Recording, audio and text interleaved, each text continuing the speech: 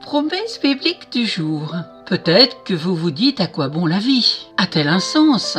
Vaut-elle la peine d'être vécue? Aujourd'hui, je peux vous dire oui. J'en ai fait l'expérience. Et j'en fais l'expérience chaque jour. Ça vaut la peine de la vivre. Mais sachez, la vivre seule, on va pas bien loin. Mais avec la présence de Dieu, on va beaucoup plus loin. Il appartient qu'à nous aujourd'hui. 1. De décider. 2. De choisir si l'on veut ou non une relation personnelle avec Dieu. Je ne parle pas d'une religion, mais d'une relation personnelle. Dieu a créé le monde et tout ce qui s'y trouve. C'est écrit dans la parole de Dieu. C'est important de la lire, de la méditer. Mais au fait, croyez-vous que la parole de Dieu est vraie? Qu'elle est puissance de vie pour quiconque met sa foi en elle? Dans Matthieu, chapitre 22, verset 32, il est écrit « Je suis le Dieu d'Abraham, le Dieu d'Isaac, le Dieu de Jacob. Serait-il un Dieu des morts? Non, il est le Dieu de ceux qui vivent. » Amen. Il a fait plus que créer le monde. Il est venu sur la terre en Jésus-Christ. Jésus-Christ s'est fait homme. Après une vie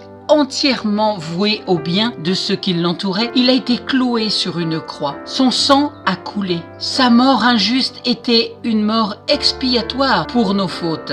C'est ce qu'il est écrit dans Romains chapitre 5, verset 8. Dieu prouve son amour envers nous en ce que lorsque nous étions encore des pécheurs, Christ est mort pour nous. Et ce célèbre verset que beaucoup de gens connaissent, Jean chapitre 3, verset 16, « Car Dieu a tant aimé le monde qu'il a donné son Fils unique, afin que quiconque croit en lui ne périsse pas, mais qu'il ait la vie éternelle. » Alors aujourd'hui, si vous entendez sa voix, n'endurcissez pas votre cœur, nous dit la parole de Dieu dans Hébreux chapitre 4, verset 7. Seul Jésus peut changer votre vie. Voulez-vous lui ouvrir votre cœur? Ou peut-être que tu as quitté le chemin du Seigneur pour X raisons. Alors aujourd'hui, reviens à lui. Il t'attend. Il veut une connexion avec toi et non une religion. Il veut te bénir. Amen. Si vous ne possédez pas de Bible, n'hésitez pas à me contacter. Je vous en offrirai une gratuitement. À bientôt.